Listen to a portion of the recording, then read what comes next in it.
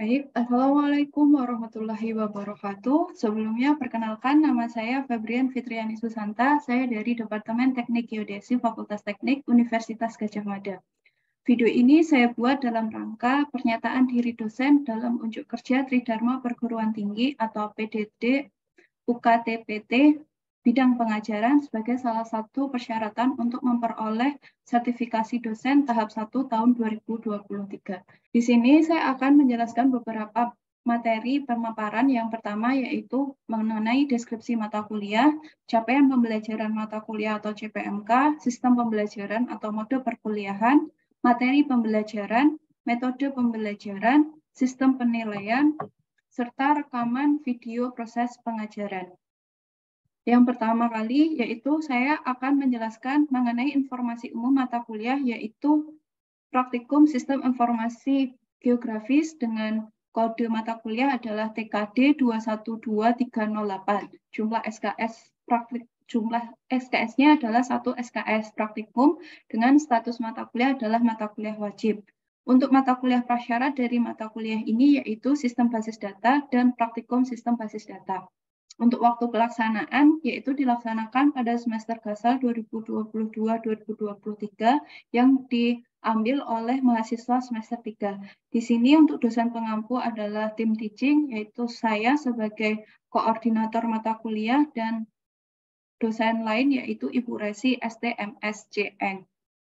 Untuk selanjutnya, saya akan menjelaskan mengenai sistem pembelajaran mata kuliah. Untuk jumlah pertemuan dilaksanakan selama 14 kali tatap muka, baik bauran yaitu daring atau luring. Kemudian untuk metode pembelajaran sendiri yaitu pembelajaran berbasis proyek dan kasus. Untuk UTS dilaksanakan setelah pertemuan minggu ke-7 dan UAS setelah minggu ke-14. Untuk beban waktunya terbagi menjadi 1 kali 60 menit sinkron, 1 kali 60 menit tugas terstruktur, dan 1 kali 60 menit tugas mandiri. Berikutnya saya akan menjelaskan mengenai deskripsi mata kuliah. Untuk mata kuliah materi praktikum Sistem Informasi Geografis ini akan menjelaskan mengenai prinsip dasar sistem informasi geografis, mulai dari pengertian, perkembangan, komponen, fungsi SIG, serta keterkaitan antar komponen dan fungsi SIG itu sendiri, sampai dengan operasi pada perangkat lunak SIG dalam kegiatan input data, pengelolaan, analisis, penyajian, diseminasi, dan evaluasi informasi yang dihasilkan, yang akan dikemas dalam bentuk materi praktikum yang dilaksanakan di laboratorium. Untuk capaian pembelajaran mata kuliah atau CPMK, ini diharapkan setelah mahasiswa menyelesaikan pembelajaran mata kuliah ini, mahasiswa akan mampu yang pertama menggunakan data spasial yang diperoleh dari berbagai sumber untuk pekerjaan SIG. Akan dibagi menjadi 3 pertemuan yaitu minggu pertama, kedua, dan kelima. Mahasiswa akan mampu melakukan digitasi, editing, dan konversi data yang nanti akan dibagi menjadi 3 pertemuan yaitu di minggu ke-6, 8, dan juga 9. Selanjutnya, mahasiswa mampu merancang sistem, komponen, dan proses menyelesaikan persoalan spasial yang akan dibagi dalam 2 pertemuan di minggu ketiga dan juga minggu keempat. Selanjutnya, mahasiswa mampu merancang model diagram alir atau alur penyelesaian masalah untuk melakukan analisis SIG yang akan dibagi menjadi 2 pertemuan yaitu di minggu ke-12 dan juga 13. Selanjutnya, mahasiswa mampu melakukan analisis SIG untuk menyelesaikan masalah spasial sederhana. Nanti dibagi menjadi 2 pertemuan di minggu 10 dan minggu 11. Yang terakhir, mahasiswa mampu menyajikan, mendiseminasikan, dan melakukan evaluasi informasi yang dihasilkan. Dibagi menjadi 2 pertemuan yaitu di minggu ke-7 dan juga minggu ke-14. Adapun materi mata kuliah dari praktikum SIG dibagi menjadi 14 kali pertemuan. Yang pertama yaitu akan membahas mengenai prosedur kerja membangun SIG serta komponen dalam SIG. Di minggu kedua, mahasiswa akan belajar mengenai input data dan proyeksi sistem pada perangkat lunak SIG. Di minggu ketiga, mahasiswa akan belajar membuat geodatabase pada perangkat lunak SIG. Dalam hal ini, perangkat lunak SIG yang digunakan yaitu ada perangkat ArcGIS dan juga QGIS. Untuk minggu keempat, mahasiswa akan belajar membuat skema basis data informasi geospasial yang disusun berdasarkan cookie dan juga menyusun metadata dari data tersebut. Selanjutnya, di minggu kelima, mahasiswa belajar untuk mencari dan memperoleh sumber data dari berbagai platform online. Untuk minggu keenam, mahasiswa akan belajar untuk melakukan georeferencing, digitasi on-screen, perancangan aturan topologi, dan pengecekan topologi pada data yang diperoleh. Di minggu ketujuh, mahasiswa akan menyajikan hasil analisis dalam bentuk tampilan peta, kemudian dipresentasikan. Kemudian, mahasiswa akan diberikan tugas UTS dan juga melaksanakan UTS. Setelah UTS, mahasiswa akan mendapatkan materi yang pertama mengenai konversi data pada SIG, kemudian edge matching dan membentuk DEM dari data kontur. Di minggu ke-10, mahasiswa akan belajar mengintegrasikan antara data spasial dengan data atribut dan analisis SIG yang paling sederhana yaitu dengan menggunakan query by attribute. Di minggu ke-11, teman-teman mahasiswa akan belajar mengenai melakukan analisis spasial dengan memanfaatkan berbagai metode dalam SIG. Di minggu ke-12, mahasiswa akan belajar untuk membuat model builder atau graphical modeler untuk melakukan analisis spasial dalam bentuk SIG. Dan di minggu ke-13 nanti mahasiswa akan diberikan proyek kelompok yang mana dapat mengimplementasikan analisis SIG ini dalam menyelesaikan permasalahan spasial di berbagai bidang. Di minggu ke-14, mahasiswa akan melakukan evaluasi informasi terhadap hasil proyek kelompok tersebut yang selanjutnya akan disajikan dalam bentuk peta dan dipresentasikan di depan kelas. Untuk pengalaman belajar mahasiswa saat sinkron, mahasiswa melakukan prosedur praktikum, nanti akan diberikan modul praktikum yang dapat dijadikan sebagai panduan oleh mahasiswa. Juga mahasiswa bisa aktif berdiskusi dengan dosen praktikum ataupun dengan asisten praktikum mengenai materi dan juga kasus.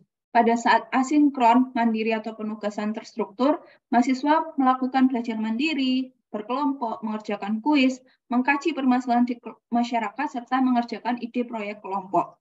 Untuk seluruh materi pembelajaran praktikum SIG diberikan di ELOK UGM. Untuk pelaksanaannya merupakan bauran, yaitu luring dengan minimal 75% dan maksimal 100%, sedangkan daring minimal 0% dan maksimal 25%. Untuk metode penilaian dan juga kaitannya dengan CPMK, di sini mahasiswa akan dinilai berdasarkan beberapa teknik penilaian. Yang pertama yaitu aktivitas partisipatif, besarannya 10%, nanti dinilai dari CPMK 4, 5, dan juga 6. Kemudian untuk hasil proyek, studi kasus, ataupun hasil project based learning, mahasiswa akan mendapat nilai yaitu 40% dengan CPMK 1, 2, 3, 4, 5, dan juga 6. Ini maksimal untuk kognitif maksimal 50%, jadi ini sudah sesuai dengan IKU 7, yang mana dibagi menjadi tugas 25%, ini tersebar di seluruh CPMK, kemudian kuis 5% itu hanya di CPMK 3, kemudian UTS itu 10% di CPMK 2 dan 3, untuk UAS 10% di CPMK 4 dan juga 5, sehingga persentase penilaian sudah total 100%. Kemudian untuk daftar referensi, ini ada beberapa referensi yang bisa diperoleh mahasiswa, baik melalui perpustakaan di Geodesi Teknik ataupun UGM. Ini ada beberapa buku yang bisa dibaca dan untuk dipelajari. Kemudian selain itu mahasiswa juga bisa mengakses panduan online dari perangkat lunak yang digunakan dalam praktikum SIG, yaitu perangkat lunak ArcGIS dan juga GeoGIS. Selain itu, dosen praktikum juga membuat modul praktikum dengan menggunakan dua perangkat lunak sekaligus, yaitu QGIS dan juga ArcGIS, yang bisa diperoleh mahasiswa untuk digunakan sebagai panduan dalam pengerjaan praktikum. Kemudian mahasiswa juga diperkenankan untuk mencari sumber eksternal lain yang masih relevan dengan materi yang ada di praktikum SIG. Nah, untuk selanjutnya saya akan menjelaskan rekaman video proses pengajaran. Di sini saya akan mengambil contoh materi minggu 11 dari praktikum SIG, yaitu mengenai analisis data analisis spasial dari data geospasial. Nah, di sini sudah bergabung beberapa teman mahasiswa untuk mengikuti perkuliahan pada hari ini. Yang hari ini saya akan menjelaskan mengenai analisis spasial data geospasial yang nanti dibagi menjadi analisis buffer dan juga analisis overlay. Mungkin teman-teman mahasiswa di sini sudah mendapatkan materi teori dari sistem informasi geografis tentang buffer dan juga overlay. Nah, pada materi praktikum ini nanti teman-teman lebih banyak belajar mempraktekkannya dengan data yang sudah disediakan dan juga dengan menggunakan perangkat lunak SIG secara langsung. Nanti di akhir teman-teman bisa melakukan analisis dengan menggunakan menu-menu pada perangkat lunak SIG yang sudah dijelaskan dalam prosedur praktikum di dalam modul praktikum juga tersebut. Nah, sebelumnya saya akan memberikan materi pengantar praktikum pada hari ini. Saya akan menjelaskan mengenai analisis spasial. Jadi sebenarnya kalau teman-teman belajar SIG dari awal, dari minggu pertama sampai minggu 10 kemarin, itu teman-teman di sini tuh mempelajari mengenai preprocessing dari SIG itu gitu. Jadi mempersiapkan data itu adalah preprocessing. Nah, di sini adalah masuk pada utamanya. Analisis spasial ini adalah merupakan kekuatan sebenarnya dari SIG di mana mahasiswa, di mana seorang analis itu bisa memodelkan masalah secara spasial. Di sini masalah itu tidak terbatas pada masalah geodesi saja, tapi bisa bencana, kesehatan, transportasi, tata ruang, dan lain sebagainya. Kemudian bisa memperoleh hasil dengan pemrosesan komputer, tentunya dengan perangkat lunak SIG, yang nanti akan yang sudah kalian praktekkan minggu sebelum-sebelumnya, dan ini sudah masuk ke analisisnya. Dan teman-teman bisa melakukan eksplorasi dan juga mengevaluasi hasilnya dengan melakukan routing peta dan juga dengan mempresentasikannya. Nah, untuk contohnya, misalnya ini ada beberapa contoh penggunaan analisis spasial nih. Misalnya menentukan lokasi tertentu dari tujuan tertentu. Jadi misalnya kita ingin memperoleh lokasi rumah sakit yang dalam waktu 15 menit dari rumah kita, itu bisa. Atau misalnya kita bisa melakukan estimasi dan prediksi penggunaan lahan di Jogja pada tahun 2030, itu juga bisa. Interpretasi dan memahami perubahan, berarti ini nanti terkait dengan histori, berarti ada data spasial dan juga temporal untuk mengetahui pola dan kecenderungan perubahannya. Kemudian mendeteksi pola dan kecenderungan juga, misalnya terkait kesehatan kemarin, dan lain-lain. Jadi kalau melibatkan aspek spasial, aspek geografis nih, berarti ada 3 hal yang perlu kita perhatikan. Yang pertama adalah lokasi, kemudian ketetanggaan, dan juga arah. Bahkan kita juga bisa menambah variabel lain seperti variabel waktu untuk meningkatkan analisis dan meningkatkan hasil yang kita peroleh tersebut. Nah, ini adalah beberapa pertanyaan nih yang bisa dijawab. Jadi teman-teman mahasiswa kalau punya pertanyaan sehari-hari, misalnya di mana lokasinya, kemudian bagaimana kondisi di sana, kemudian bagaimana distribusi distribusi data di sana seperti apa, bagaimana pola perubahannya, kemudian bagaimana kondisi Jogja pada tahun 2030, itu sebenarnya semua bisa dikerjakan dengan menggunakan analisis spasial. Kuncinya adalah kita memiliki data yang tepat, data yang lengkap, data yang valid, dan juga kita memiliki pengetahuan tentang metode analisis spasial apa yang tepat untuk digunakan menyelesaikan masalah tersebut gitu. Nah, kalau misalnya kita tambah temporal, kita akan menambah analisis yang lain nih. Kita bisa melakukan informasi seperti untuk menuju ke suatu tempat, kita lewat jalur yang mana, kemudian kalau misalnya kita ingin mengetahui layanan area suatu fasilitas umum itu seberapa banyak, kemudian kita ingin buka usaha, mana lokasi yang tepat, itu bisa juga dengan analisis spasial. Nah, sebenarnya banyak banget pertanyaan-pertanyaan keseharian yang kita temui ini yang bisa diselesaikan dengan analisis spasial. Nah, ini adalah contoh yang termasuk bisa dikategorikan awal sebagai pelaksanaan metode analisis spasial di bidang kesehatan. Pada waktu itu ada epidemik kolera di Inggris, kemudian John Snow ini melakukan investigasi awal untuk mencari tahu di mana sebenarnya sumber dari penyakit tersebut gitu. Nah, kemudian dalam investigasi awalnya dia membuat peta lokasi di mana lokasi terdampak dari penyakit kolera tersebut, dan juga si John Snow ini juga memetakan sumur yang berada di dekat area terdampak tersebut. Nah, dari temuan yang sederhana tersebut, dari mendata itu ternyata ditemukan suatu penemuan besar yang menjadi awal dari penggunaan analisis spasial di bidang kesehatan, yaitu ternyata sumber dari penyakit kolera yang melanda penduduk di sana itu bersumber dari Broad Street Pump, salah satu sumber air yang ternyata di situ penduduk yang terkena penyakit kolera itu sangat banyak sekali gitu. Jadi ini adalah awal mula, dan sampai sekarang analisis spasial ini juga masih digunakan juga pada waktu global ini terserang pandemi COVID-19, yaitu dengan memetakan jumlah penduduk terdampak, di mana lokasinya, kita bisa mengetahui tren dan juga perubahannya, kita bisa mengetahui jumlahnya, persebarannya, siapa yang paling parah, kemudian keterkaitan dengan rumah sakit terdampak, dan lain-lain. Di sini banyak sekali pemanfaatan analisis spasial yang bisa dikembangkan, dan pada waktu itu juga banyak sekali peneliti yang meneliti terkait dengan hal ini. Ini baru di bidang kesehatan, kita masih bisa untuk di bidang-bidang yang lain. Nah, sebelum itu, teman-teman harus mengetahui dulu nih, ada beberapa metode analisis spasial. Nah, di sini saya akan menjelaskan beberapa hal metode spasial, yaitu yang pertama adalah buffer.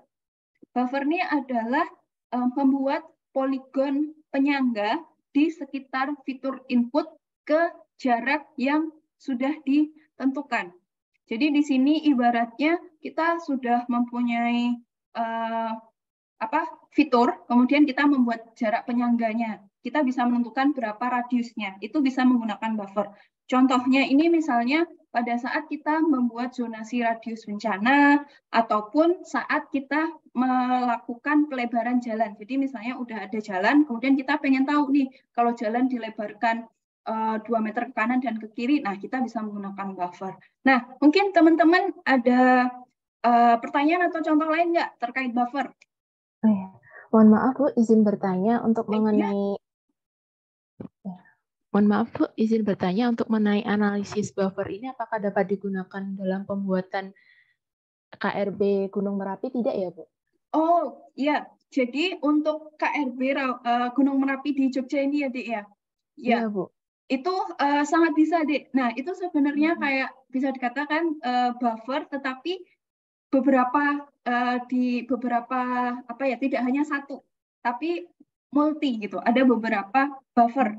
Nah, kayak misalnya kalau KRB kan biasanya kayak 10 km, terus 10 sampai 20, 20 sampai 30 gitu ya. Nah, itu berarti bisa menggunakan multi-ring buffer. Ini sebenarnya pada prinsipnya sama seperti buffer, tapi hanya dilakukan berkali-kali. Seperti itu. Terima kasih Bu. Iya, sama-sama. Nah, selanjutnya selain buffer dan multi-ring buffer, ada lagi nih, yaitu erase. Jadi erase itu ibaratnya kita punya fitur masukan nih. Fitur masukan itu berupa misalnya poligon. Kemudian kita punya penghapus.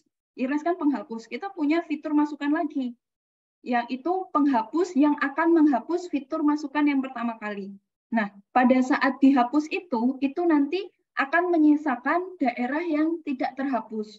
Nah, untuk mendapatkan hasil seperti itu, kita harus menggunakan erase. Erase ini biasanya kita gunakan kalau misalnya kita punya area terdampak, baik itu terdampak bencana atau misalnya area terdampak yang lain gitu. Kemudian kita pengen mendapatkan area yang di luar itu gitu.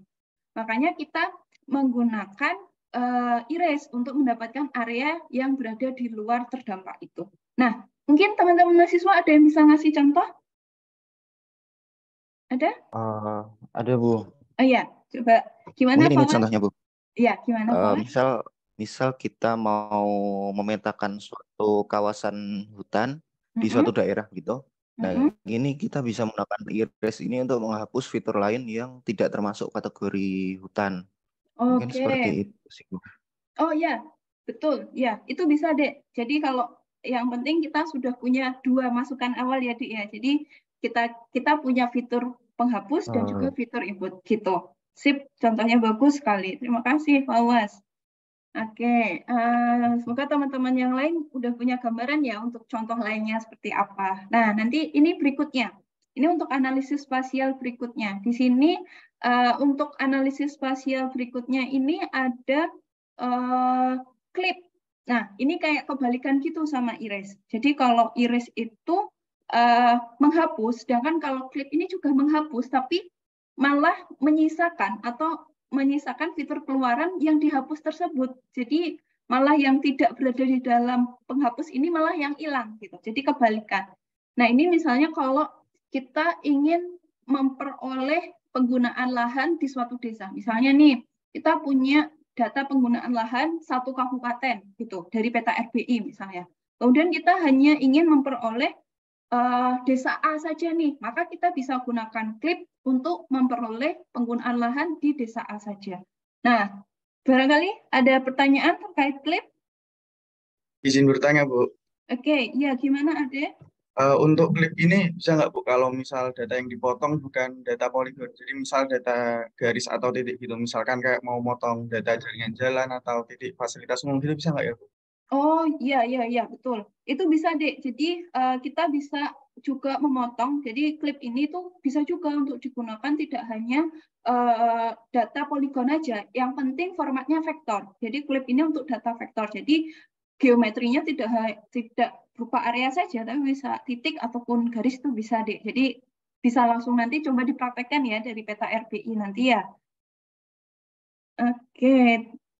Selanjutnya ada intersect nih. Ini adalah contoh metode analisis selanjutnya, yaitu di sini akan menghasilkan file keluaran area baru yang merupakan irisan. Jadi yang bertampalan itu adalah hasilnya, file keluarannya. Jadi ibaratnya nih, kita punya data poligon jalan. Kemudian kita ingin mengetahui bidang tanah yang terdampak akibat pelebaran jalan gitu. Maka kita bisa menyelesaikannya gitu dengan menggunakan dari data pelebaran jalan yang sudah ada, kemudian kita tampalkan dengan data bangunan ataupun data bidang tanah, kemudian nanti kita dapat irisannya. Oh, ini yang terdampak. Kita bisa hitung luasannya untuk dilakukan ganti rugi. Itu contohnya. Ayo, ada contoh lain mungkin? Teman-teman bisa menyebutkan contoh lain dari intersect? Mungkin Ibu dari saya, mungkin nggak contoh, ini saya pengen nanya, kalau fitur intersect ini bisa nggak sih buat deteksi penggunaan lahan suatu wilayah, atau contohnya kayak daerah yang terdampak banjir? Oh, bisa Dek. Syaratnya tadi ya, jadi syarat analisis spasialnya adalah data. Jadi kalau misalnya kalian punya data terdampak banjir, kemudian penggunaan lahan ya tadi ya, nah punya data penggunaan lahan, itu bisa juga diintersekkan mana daerah yang terdampak. Jadi kita bisa mengetahui nih total sawah terdampak berapa hektar misalnya, bangunan yang ada berapa, itu bisa banget deh. Jadi bisa diaplikasikan juga di pekerjaan tersebut gitu. Nah, selanjutnya ada union. Nah, untuk pembahasan union ini saya jadikan satu sama merge ya. Nah, jadi ini sebenarnya union tuh sama. Jadi ada dua fitur masukan yang nanti keluarannya itu sebenarnya gabungan gitu. Nah, bedanya apa? Jadi kalau union itu ketika digabungkan, ada dua fitur digabungkan itu akan menghasilkan tiga data, yaitu data yang bertampalan, kemudian data fitur 1 ini, kemudian data fitur 3. Jadi menghasilkan 3. Nah, kalau merge itu dia hanya menghasilkan 2, padahal fitur yang digabungkan sama, yaitu fitur biru dan fitur merah. Tapi yang dihasilkan berbeda, itu adalah union dan juga merge. Nah, ini untuk contohnya untuk union ini adalah misalnya menggabungkan data jalan antar desa, kemudian merge bisa blok pemukiman. Nah, selanjutnya ada dissolve. Nah, dissolve ini adalah analisis spasial yang hari ini terakhir saya bahas, yaitu mengenai kita menggabungkan. Ibaratnya ketika kita punya kelas atribut yang sama, yaitu misalnya kelas desa, kemudian kita ingin gabungkan menjadi batas kecamatan. Nah, itu berarti yang terletak kecamatannya sama, itu nanti bisa digabungkan menjadi satu. Ini adalah contoh ilustrasinya seperti itu. Jadi dari kelas atribut yang sama, yaitu misalnya desa, karena kita nggak punya batas kecamatan, nggak usah risau. Kita bisa memperoleh batas kecamatan dari data desa itu. Nah, mungkin untuk di solve ini ada contoh yang lain atau ada pertanyaan? Jadi saya mungkin Bu, Oh ya, gimana Ulia? apakah di solve ini itu bisa digunakan juga kayak dalam penanganan daerah risiko banjir gitu Bu? Misal ada 3 tingkatan, rendah, sedang, dan tinggi. Itu apakah di solve ini bisa digunakan untuk mengetahui luasan masing-masing tingkatan risiko itu tadi Bu? Oh iya, oke, bisa deh. Jadi karena di solve ini adalah mengkelaskan menjadi fitur yang sama berdasarkan kategori. Jadi tingkatan risiko itu termasuk kategori. Jadi bisa dikelaskan menjadi satu. Jadi nanti kalau misalnya suatu daerah kamu bagi menjadi 3 tingkatan, terus nanti di solve itu nanti akan menjadi hanya 3 kelas saja gitu. Jadi tidak lagi banyak unit spasial terkecil, tapi nanti bisa hanya 3 kelas. Misalkan 3 kelas yaitu rendah, sedang, tinggi gitu, yang seperti yang dimaksud ya. Nanti baru bisa dihitung luasannya. Gitu. Itu mungkin untuk contoh di solve untuk bencana ya. Kalau ini kan lebih ke tata ruangnya.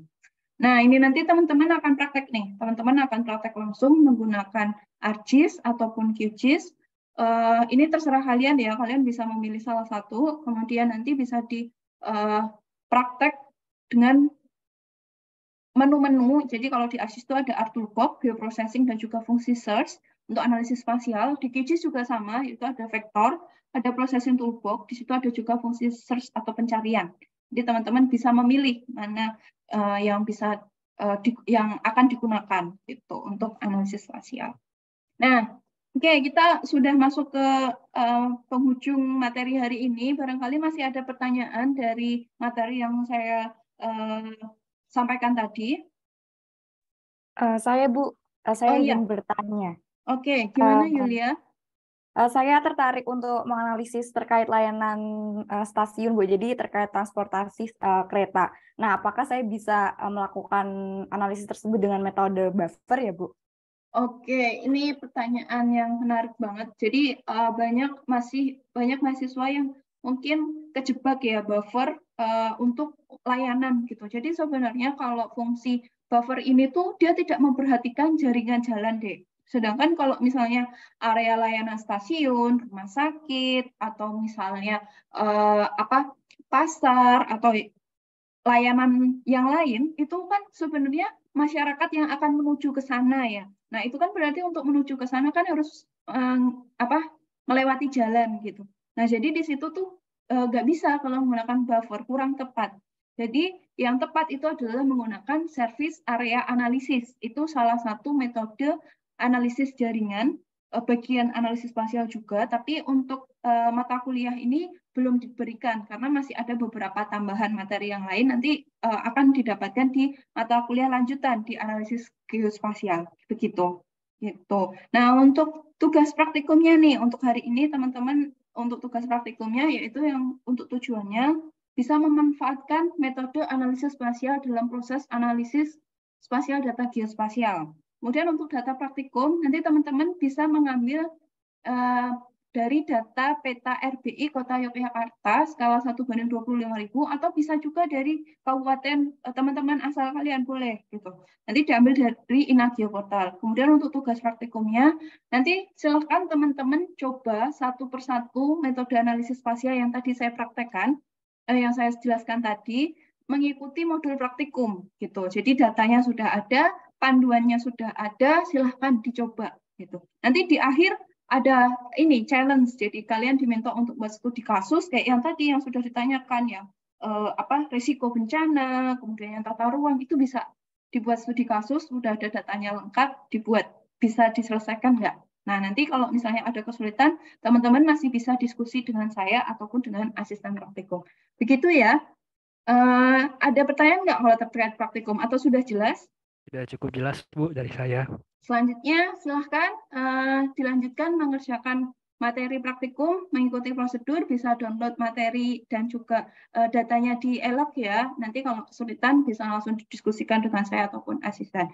Terima kasih untuk kuliah pengantar materi praktikum sistem informasi grafis pada hari ini. Saya tutup untuk kuliah hari ini. Wassalamualaikum warahmatullahi wabarakatuh. Waalaikumsalam warahmatullahi wabarakatuh. Terima kasih, Bu.